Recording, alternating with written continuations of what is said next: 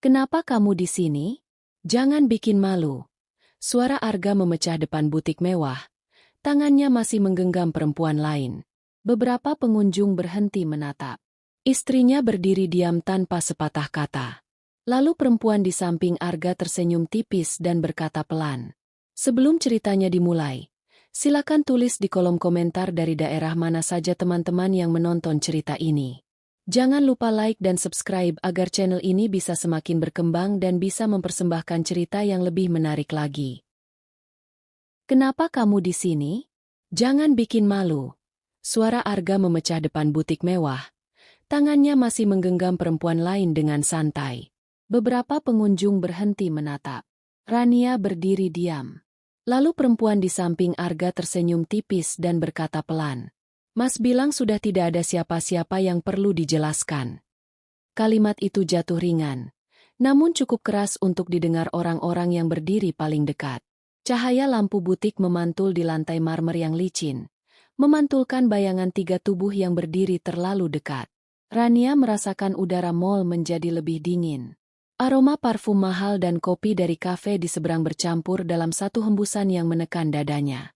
Ia menatap tangan Arga yang masih menggenggam perempuan itu, seolah tidak ada yang salah. Aku tidak mau drama di sini, Arga berkata lebih rendah, namun tajam. Kamu pulang saja. Ia merasa semua mata tertuju padanya. Ia tidak takut pada Rania. Ia takut pada reputasi yang bisa runtuh dalam satu unggahan. Seorang pegawai butik berdiri membeku di dekat pintu. Dua remaja yang lewat memperlambat langkah. Bisik kecil mulai terdengar. Rania tidak bergerak. Tas yang tadi ingin ia beli tergantung rapi di etalase. Cahaya kristal menyinari permukaannya yang mengilap. Tangannya tetap di sisi tubuh. Jari-jarinya kaku. Mas bilang sudah lama hidup terpisah, ulang perempuan itu. Menatap Rania dengan senyum yang tidak sepenuhnya sopan. Arga mengeraskan rahangnya. Cukup. Ia berharap Rania membalas, berteriak, atau menangis. Apapun yang bisa ia pakai untuk menyalahkannya. Namun Rania hanya menatapnya beberapa detik lebih lama dari biasanya. Dan senyum tipis yang muncul di wajahnya membuat Arga merasa sesuatu yang tidak bisa ia kendalikan mulai bergerak. Mobil berhenti di halaman rumah tanpa suara keras. Mesin dimatikan, menyisakan dengung tipis yang perlahan menghilang. Malam turun dengan udara lembab. Aroma tanah basah samar tercium dari taman depan. Lampu teras menyala redup, memantulkan bayangan panjang di lantai keramik. Rania turun lebih dulu.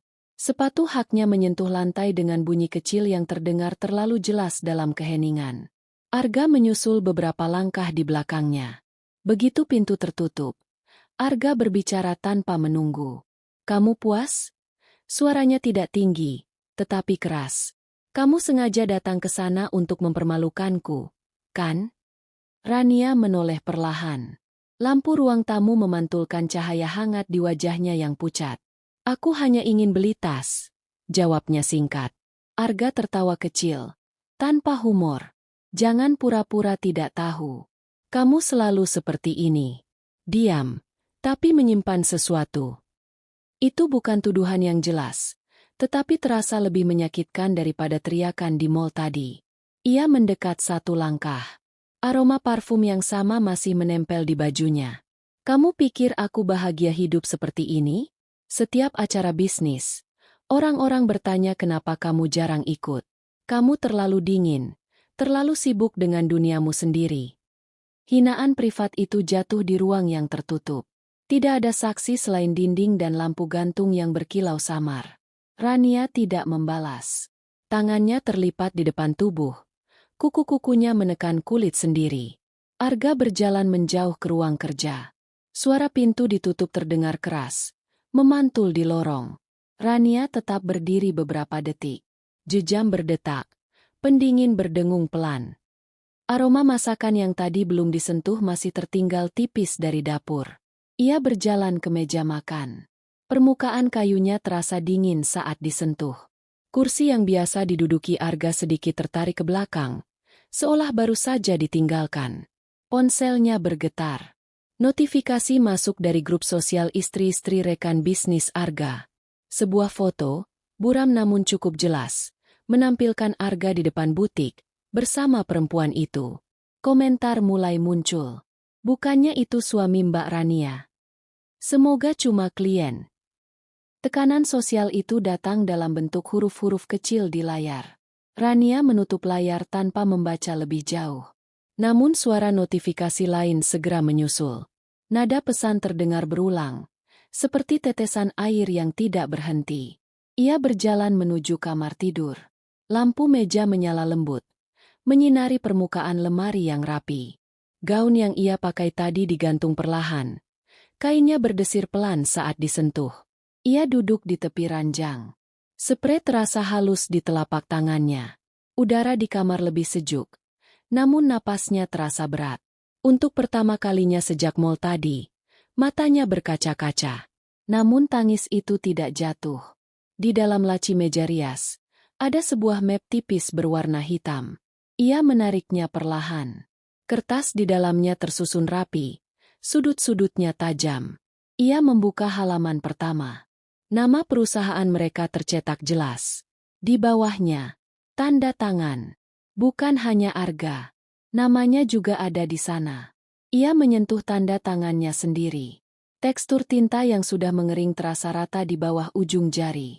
Arga tidak pernah membicarakan kembali dokumen itu sejak perusahaan mereka berkembang. Ia mungkin lupa. Atau mungkin sengaja tidak mengingat. Rania menutup map itu kembali tanpa membukanya lebih jauh. Di luar kamar, suara Arga berbicara di telepon terdengar pelan namun tegang. Kami akan hadir di acara penghargaan minggu depan, katanya. Semua baik-baik saja. Nada suaranya berbeda dari yang ia gunakan pada Rania. Rania berdiri dan berjalan ke jendela. Tirai tipis bergerak pelan tertiup angin malam. Cahaya lampu jalan masuk membentuk garis panjang di lantai kamar. Ia menatap pantulan dirinya sendiri di kaca. Wajah yang sama, tetapi perasaan yang berbeda. Di ponselnya, pesan baru masuk dari nomor tak dikenal.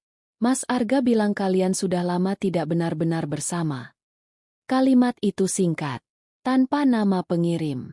Rania membaca pesan itu sekali. Lalu sekali lagi, ia tidak membalas. Di ruang kerja, Arga mengakhiri panggilannya dan duduk dalam gelap. Ia tidak tahu bahwa pesan yang sama, dengan kalimat berbeda, juga masuk ke ponselnya. Seseorang sedang mempermainkan keduanya. Namun Rania belum menunjukkan satupun kartu yang ia simpan. Map hitam itu kembali ia letakkan di laci. Lampu kamar dimatikan. Jam dinding terus berdetak. Dan di antara sunyi yang panjang, Rania mulai menyadari bahwa penghinaan tadi mungkin bukan akhir dari sesuatu, melainkan awal dari panggung yang lebih besar. Pagi berikutnya, cahaya matahari masuk melalui jendela ruang makan, memantul di permukaan meja kayu yang masih bersih tanpa sarapan. Aroma kopi yang diseduh pembantu rumah tangga menyebar tipis, namun tidak ada yang benar-benar menikmatinya. Suara sendok beradu dengan cangkir terdengar terlalu nyaring dalam rumah yang seharusnya hangat.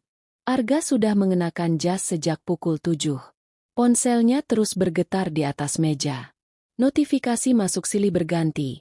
Pesan dari rekan bisnis, tautan berita gosip kecil yang mulai beredar di blog daring, dan tangkapan layar foto di mall semalam. Tekanan eksternal mulai mengambil bentuk yang lebih nyata. Mas Arga, kabar ini benar.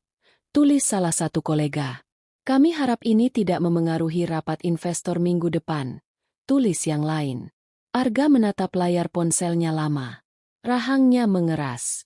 Ia tahu dunia bisnis tidak peduli pada perasaan. Hanya pada stabilitas. Satu skandal kecil bisa membuat nilai saham bergetar.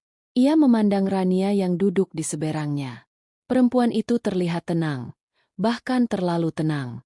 Cahaya pagi menyentuh wajahnya, membuatnya tampak lebih pucat. Kamu lihat ini. Arga menggeser ponsel ke arahnya. Rania melirik sekilas. Ia tidak menyentuh layar. Aku tidak menyebarkan apapun, ucapnya pelan. Arga menghela napas panjang. Ia tahu Rania tidak tipe yang mencari perhatian. Namun justru itulah yang membuatnya gelisah. Ia tidak bisa membaca apa yang ada di pikiran istrinya. Tekanan internal mulai muncul, bukan hanya pada Rania, tetapi juga pada Arga. Ia bertanya pada dirinya sendiri, apakah ia terlalu jauh melangkah? Apakah hubungan dengan perempuan itu hanya pelarian dari rasa jenuh yang tidak pernah ia akui? Ia tidak membenci Rania. Ia hanya merasa hidupnya semakin kaku, teratur, dan tanpa kejutan.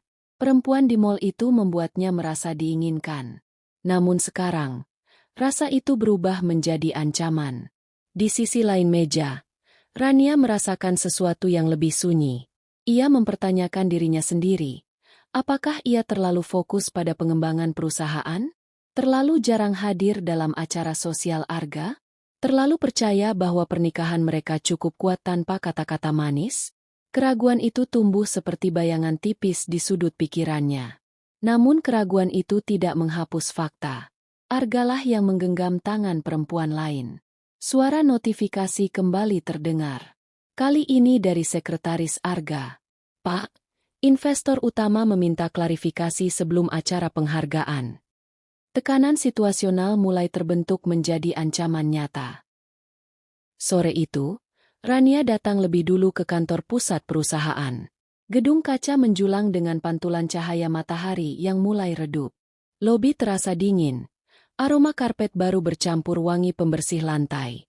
Suara langkah sepatu di atas marmer bergema pelan, teratur. Beberapa staf menoleh ketika ia masuk. Tidak dengan tatapan penasaran seperti di mall, melainkan dengan sikap formal yang terlatih. Namun bisik halus tetap terasa di udara, seperti debu yang tidak sepenuhnya hilang. Rania tidak terburu-buru. Tas hitam kecil tergantung rapi di bahunya. Di dalamnya, map yang sama tetap tersimpan.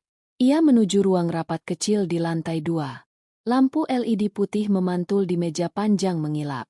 Kursi-kursi tertata rapi. Udara dari pendingin ruangan mengalir pelan, menyentuh kulitnya yang masih sedikit tegang. Ketua Dewan sudah menunggu. Pria berambut perak itu berdiri ketika Rania masuk. "Terima kasih sudah datang," katanya singkat. Kesempatan kecil itu muncul tanpa suara dramatis. "Kami ingin memastikan Anda hadir di acara penghargaan sebagai pemegang saham utama," lanjutnya. "Beberapa keputusan strategis akan dibahas malam itu." Rania menatapnya tenang. Ia tidak mengangkat alis. Tidak tersenyum. Indikasi status tersembunyi itu kini disebutkan secara formal. Arga belum tahu bahwa pertemuan ini terjadi lebih dulu. "Kami tahu Anda selama ini memilih tidak tampil," Ketua Dewan melanjutkan. "Tapi situasi sekarang membuat kehadiran Anda penting." Itu dukungan tak terduga. Rania mengangguk perlahan. "Saya akan hadir," jawabnya singkat. Namun harapan itu masih rapuh. Di luar ruangan, ponselnya bergetar. Pesan masuk dari nomor yang sama. "Kalau Anda benar-benar naik ke panggung, saya akan buka foto-foto lain, yang lebih jelas." Ancaman itu tidak lagi samar. Ia tidak membalas. Sementara itu, di ruang kerja utama, Arga sedang menerima tamu dari investor. Cahaya sore menembus kaca besar, memantulkan bayangan panjang di lantai. Suara tawa terdengar dipaksakan. "Kami percaya Anda bisa menjaga stabilitas," kata salah satu investor. Nada suaranya ramah namun berhati-hati. Arga mengangguk cepat. "Tentu." Ia belum tahu bahwa beberapa menit sebelumnya, Ketua Dewan berbicara dengan Rania. Ia masih mengira ia memegang kendali penuh. Di ruang rapat kecil, Ketua Dewan mendorong sebuah dokumen ke arah Rania. Ada beberapa penyesuaian suara pemegang saham yang perlu dikonfirmasi. "Tanpa tanda tangan Anda, keputusan malam itu tidak sah." Rania melihat lembaran itu. Ia tidak langsung mengambilnya. Di luar, langkah seseorang berhenti di depan pintu ruang rapat. Bayangan sepatu hak terlihat melalui kaca buram. Pintu tidak diketuk. Hanya bayangan itu yang diam beberapa detik sebelum akhirnya menjauh. Sabotase kecil itu terasa. Seseorang memantau. Rania menutup mapnya perlahan. "Saya akan mempertimbangkannya," ucapnya. Ketua Dewan mengangguk. Ketika ia keluar dari ruang rapat, suasana kantor terasa berbeda. Beberapa staf yang tadi tersenyum kini menunduk cepat. Udara terasa lebih padat. Di lorong, Rania menerima panggilan masuk. Nomor tak dikenal. Ia mengangkatnya tanpa suara. Hentikan sekarang. Suara perempuan muda itu terdengar pelan. Atau saya yang bicara duluan malam itu? Tidak ada teriakan.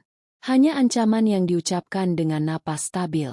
Rania memandang ke ujung lorong, ke arah lift yang terbuka perlahan.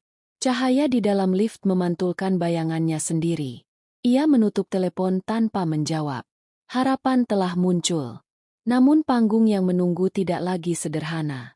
Dan seseorang jelas tidak ingin ia berdiri di atasnya. Ballroom hotel tempat acara penghargaan itu digelar terasa lebih dingin dari biasanya. Lampu kristal menggantung tinggi, memancarkan cahaya putih yang memantul di lantai marmer yang dipoles mengilap. Aroma parfum mahal bercampur wangi bunga lili di meja-meja bundar. Suara gesekan kursi, denting sendok menyentuh gelas, dan dengung pendingin ruangan membentuk lapisan atmosfer yang rapi, formal, dan tegang. Arga melangkah masuk dengan bahu tegap. Jas hitamnya pas di badan. Sepatu kulitnya berkilau di bawah cahaya lampu. Ia menyapa beberapa rekan bisnis dengan senyum yang terlatih. Tertawa ringan. Menepuk bahu seseorang. Ia tampak percaya diri. Di sampingnya, Rania berjalan lebih tenang. Gaunnya sederhana.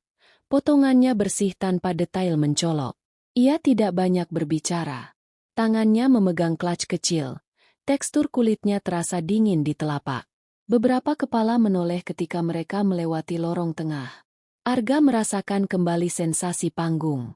Inilah dunia yang ia pahami. Ruang publik dengan hierarki jelas, di mana status dibangun melalui persepsi. Ia belum tahu bahwa persepsi malam itu akan bergeser. Acara dimulai.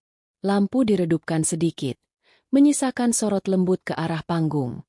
Layar besar di belakang podium menampilkan logo perusahaan dan deretan sponsor. Suara pembawa acara terdengar jernih melalui pengeras suara.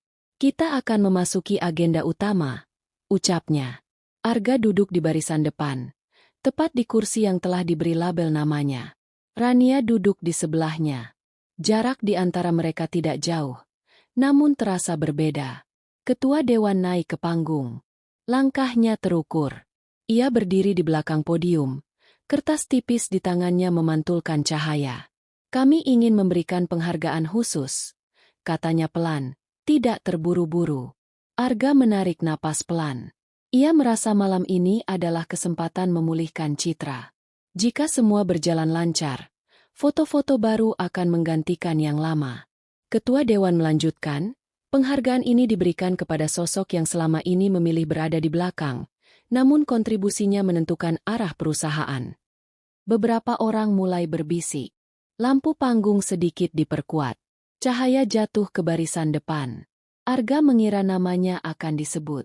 Ia merapikan mansetnya, merasakan kain jas yang sedikit lembab di pergelangan karena keringat tipis.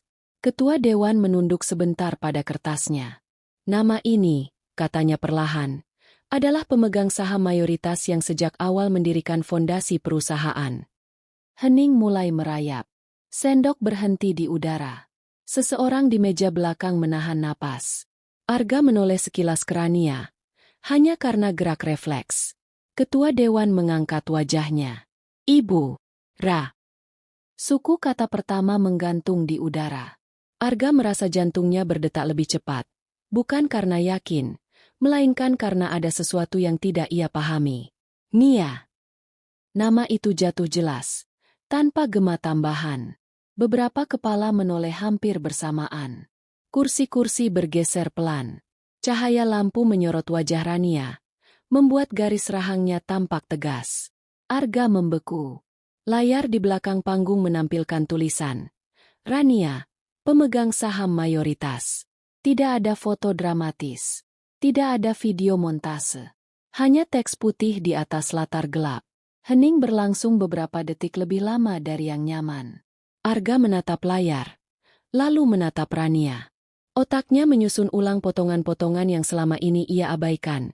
Tanda tangan di dokumen awal, keputusan-keputusan strategis yang selalu bisa lolos tanpa perdebatan panjang, ketenangan Rania dalam setiap rapat.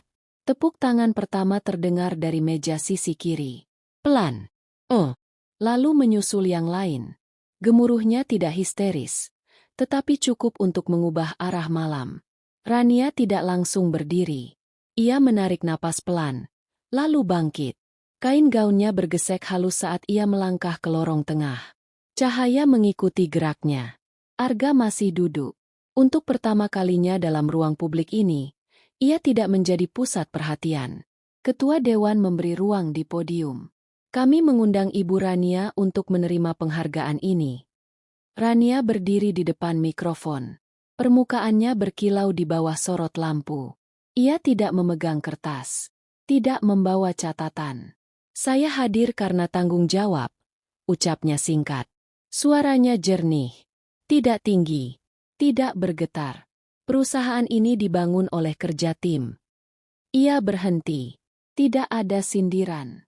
Tidak ada pengungkapan rahasia lain. Hanya fakta yang dingin dan rapi. Arga merasakan panas di wajahnya.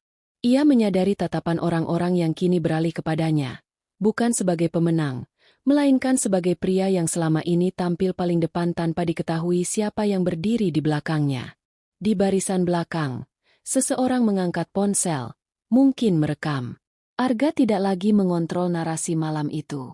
Ketua Dewan menambahkan, dengan status ini, Ibu Rania memiliki hak suara utama dalam keputusan merger yang akan diumumkan. Kata-kata itu seperti garis tipis yang menggores pelan. Hak suara utama.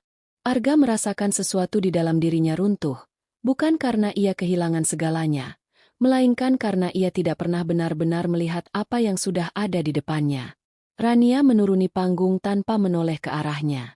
Lampu tetap menyala terang. Tepuk tangan mereda perlahan. Dan di tengah ruangan yang kembali duduk rapi, Arga menyadari satu hal. Malam ini bukan lagi miliknya. Setelah sesi foto dan tepuk tangan terakhir mereda, ballroom perlahan kosong. Lampu utama diredupkan, menyisakan cahaya lembut di sudut-sudut ruangan. Aroma bunga lili mulai terasa lebih kuat ketika tamu-tamu pergi. Suara kursi digeser dan langkah sepatu menjauh menciptakan gema tipis di langit-langit tinggi. Arga berdiri sendirian di dekat meja bar yang hampir kosong. Jasnya masih rapi, tetapi bahunya tidak lagi tegap. Gelas air di tangannya bergetar tipis ketika ia meletakkannya kembali ke meja kaca. Pantulan wajahnya di permukaan mengilap tampak lebih tua. Ia melihat Rania berbicara singkat dengan ketua dewan dan dua anggota direksi. Tidak ada tawa besar. Tidak ada gestur berlebihan. Hanya percakapan singkat yang tenang dan terukur. Arga berjalan mendekat. Suara sepatunya terdengar jelas di lantai marmer yang dingin. Udara terasa lebih sejuk sekarang. Hampir menusuk kulit.